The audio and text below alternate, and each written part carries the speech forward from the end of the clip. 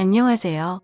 왜 이렇게 연상의 남자를 만나게 된 건지 그때는 어린 마음에 남들보다 여유가 있어 보이는 남편의 모습에 반해서 결혼을 결심했는데 결혼하고 나니 후회가 되는 부분이 더 많습니다. 그나마 연애할 때는 남편도 한참 때라서 괜찮았는데 결혼 후부터는 영 아니었어요.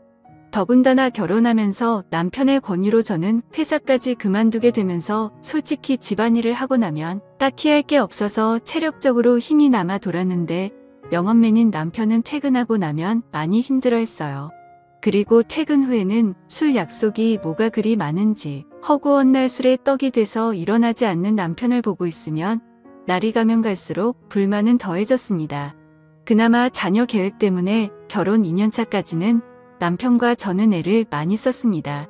하지만 아무 소식도 없어서 찾아간 병원에서 남편이 씨 없는 수박이라는 걸 알게 되어버렸고 그날 이후로는 그나마 주기적으로 하던 노력도 없어지고 말았죠.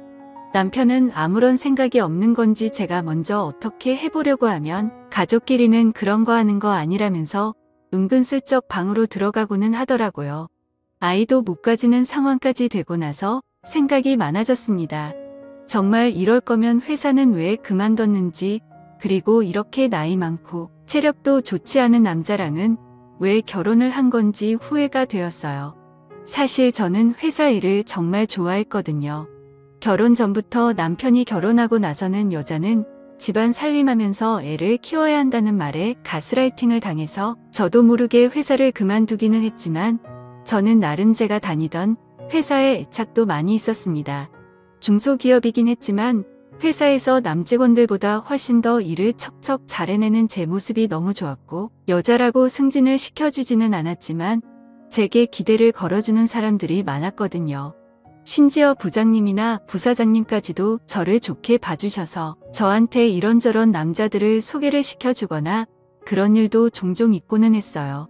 당시에는 남편과 연애를 하고 있었음에도 저는 그런 소개 자리를 거절하지는 않았습니다. 더욱 더 안타까운 건 남편보다 조건이 좋은 남자들도 많았지만 그 당시에는 남편보다 저를 만족시켜주는 사람은 없었거든요. 그랬던 남자가 지금에 와서는 왜 저 모양 저 꼴이 된 건지 정말 밤마다 짜증이 납니다.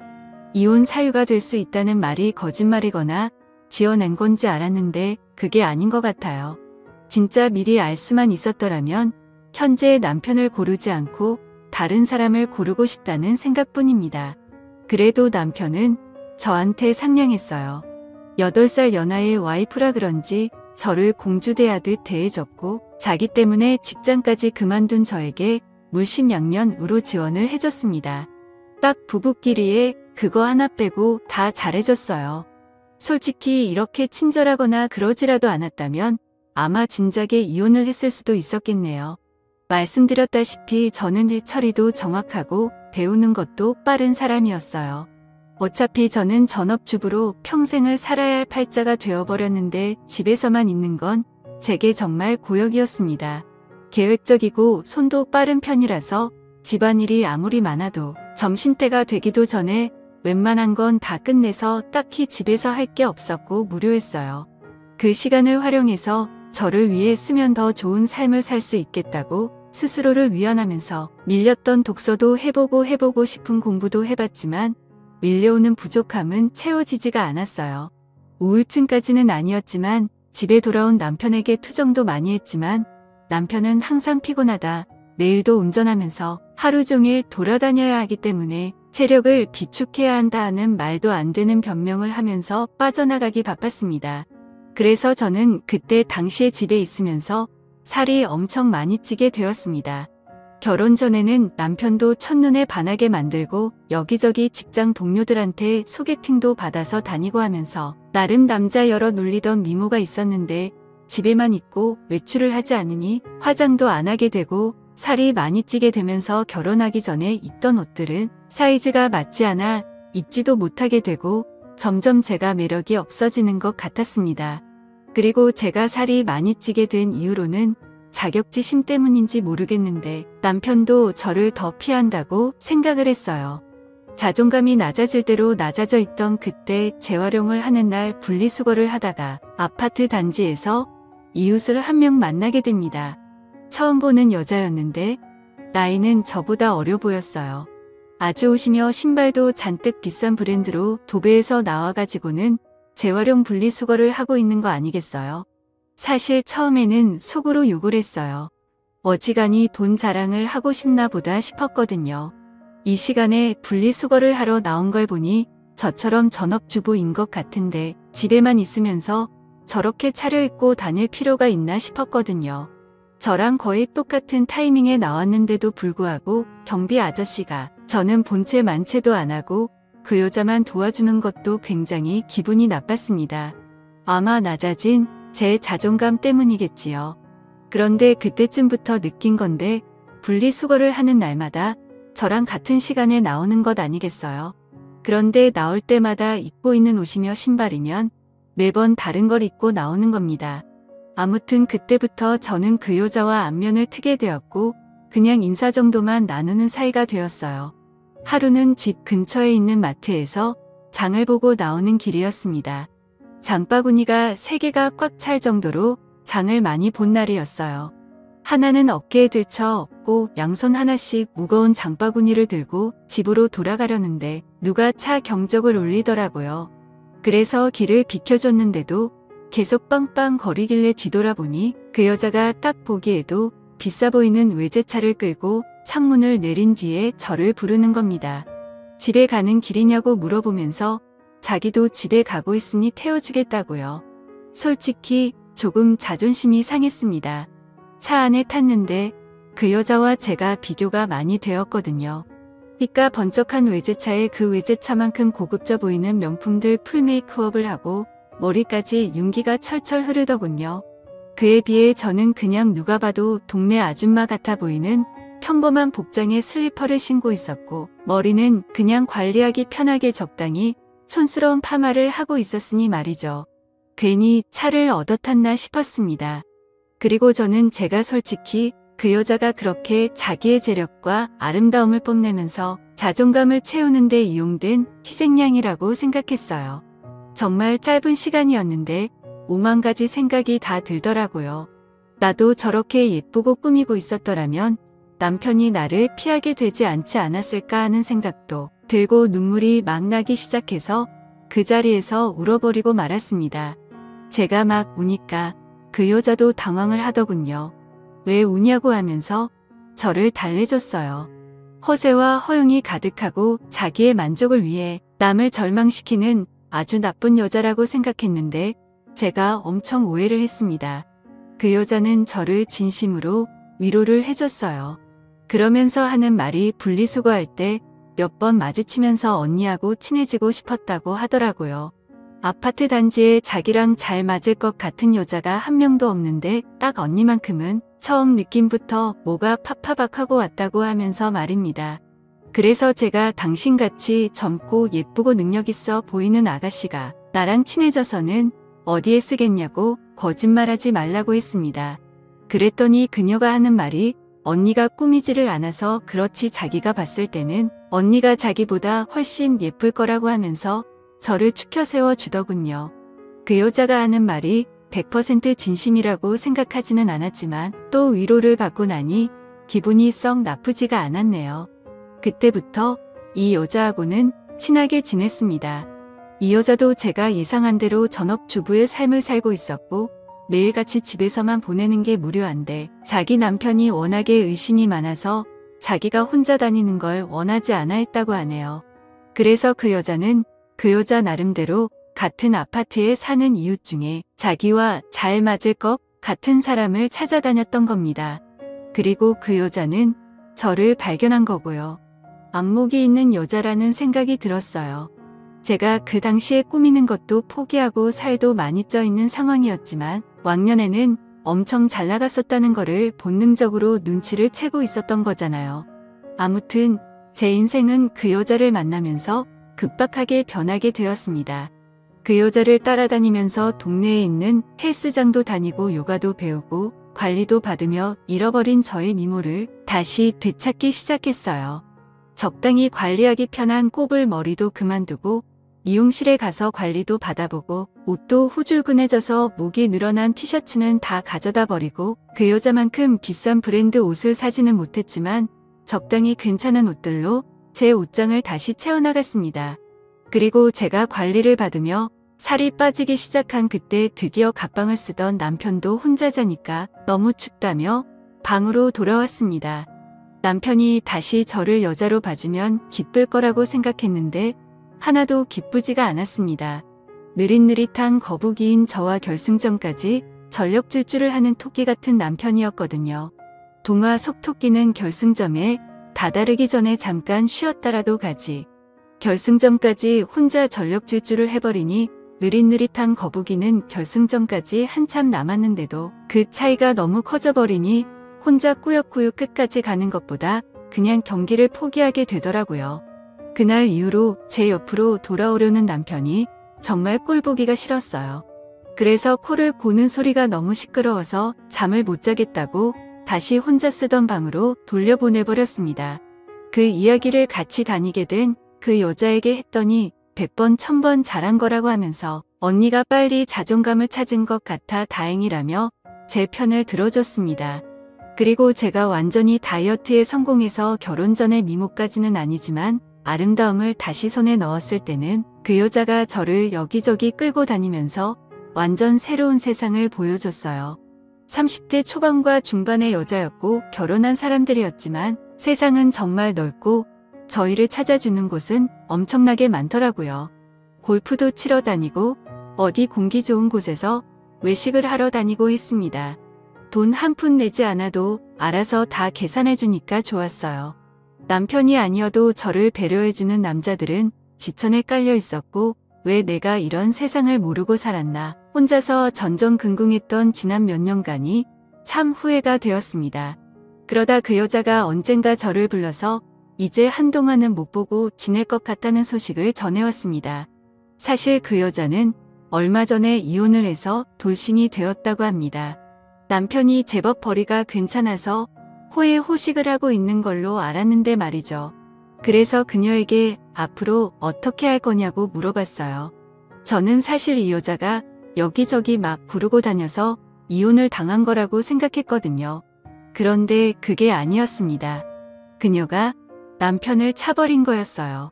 어떻게 할 거냐 하는 건 쓸데없는 걱정이었던 거죠. 왜냐하면 그녀는 그동안 집에 있으면서 코인을 해서 앞으로의 인생에 남편이 필요 없어질 만큼 큰 돈을 벌게 되었다는 거예요. 지금 사는 아파트는 남편 명의로 해주고 재산 분할을 또 따로 받기로 했답니다. 저랑 떨어지게 된 건 아쉽지만 자기도 좀 더 놀기 좋아하는 사람들 많고 할 거 많고 놀기 편한 동네로 이사를 갈 계획이라고 하는 겁니다. 막상 저를 여기저기 데리고 다니던 그녀와 더 이상 같이 놀지 못하게 된다니 많이 아쉬웠습니다. 이제 막 저는 다시 제 인생을 찾은 느낌이었는데 다시 또 혼자가 돼버린다는 느낌이 들었어요. 그 여자가 없으면 차도 없고 운전도 할 줄 모르는 제가 어떻게 어디를 놀러 다니겠나 싶었습니다. 그렇다고 그녀가 집도 남편한테 넘기고 이사를 가는데 저 하나 때문에 그걸 포기하진 않겠다 생각했죠. 그렇게 그녀는 제 인생을 송두리째 바꿔버리고는 새로운 삶을 찾아 떠나버리고 말았어요. 남편이 출근해 있는 주중에는 정말 매일 같이 놀러 다녔는데 너무나도 아쉬웠습니다. 그리고 그렇게 같이 놀러 다닐 사람이 없으니 저도 기껏 관리받으러 다니던 운동도 손을 놓게 되고 그렇게 다시 살이 찌기 시작한 거예요. 그러다 이렇게 되면 안 되겠다는 생각이 들었습니다. 그리고 그 여자처럼 자주적으로 살고 싶어졌어요.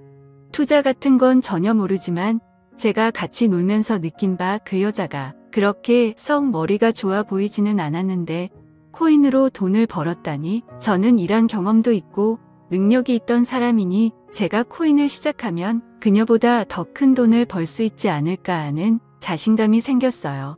제가 돈을 벌게 되면 남편 때문에 포기해야 했던 제 인생을 다시 시작할 수 있다고 생각했습니다. 그 돈으로 차를 사고 운전을 배우고 하면 저 혼자서 못 놀러 다닐 것도 없다고 생각했고 차가 생기면 이사를 가버린 그 여자를 만나서 예전처럼 둘이 같이 다녀도 되는 게 아니겠나 하는 생각이 들었어요. 다만 제가 코인을 시작하기에는 커다란 문제가 있었습니다. 제가 전업주부를 하면서 실질적으로 돈을 벌어오는 남편이 경제권을 가지고 있었고 저는 그때그때 생활비를 타서 썼기 때문이에요. 코인을 하려면 자본금이 필요할 텐데 남편에게 이야기하지 않고 사는 그 자본금을 만들 방법이 없었던 상황입니다. 은행 대출부터 여성 전용 대출 같은 사금융권까지 알아보다가 아무리 그래도 리스크가 있는 투자인데 빚을 내면서 하는 건 아닌 것 같다는 생각이 들어서 차라리 남편한테 솔직히 말하고 허락을 받아내겠다는 생각을 했습니다. 말씀드렸다시피 제 부탁을 썩 잘 들어주던 사람이었기 때문에 적어도 거절은 하지 않을 거라는 확신이 생겼고 제 예상대로 남편은 제 생각이 그렇다면 한번 해보라고 1,000만 원을 저에게 건네주었어요. 그리고 그날은 웬일로 자기가 코를 안 골 테니 같은 방에서 자도 되냐고 하기에 그렇게 하라고 했습니다. 내 털끝 하나 건드리지 않는 조건을 걸었더니 심통이 나서 그냥 혼자 자겠다고 방으로 가더군요. 인터넷으로 여러 사람들이 어디에 투자했네 하는 정보들을 모아가지고 시작을 하게 되었는데 남편이 저에게 준 1,000만 원이 일주일도 되지 않는 사이에 100만 원도 남지 않게 되었습니다. 처음이라 제가 실수를 했고 그만큼 돈을 잃고 나니 그 바닥이 어떻게 돌아가는지 한눈에 알겠더라고요.